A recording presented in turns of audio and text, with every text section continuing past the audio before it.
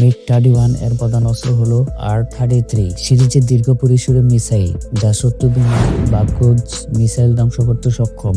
এটি কাঁধে আক্রমণকারী এবং দূরবর্তী লক্ষ্যবস্তু আক্রমণ করার জন্য ডিজাইন করা হয়েছে। এর পাশাপাশি R-40 মিসাইলও ব্যবহার করা যেতে পারে। MiG-31 একটি অত্যাধুনিক রাডার সিস্টেম দিয়ে সজ্জিত।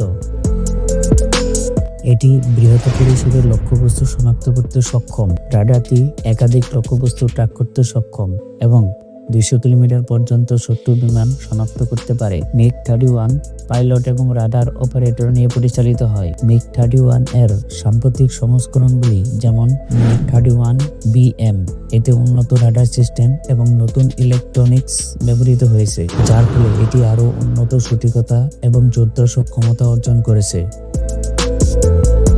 MiG-31 বিমানটি মূলত রাশিয়া বিমান বাহিনী দ্বারা ব্যবহৃত হয়।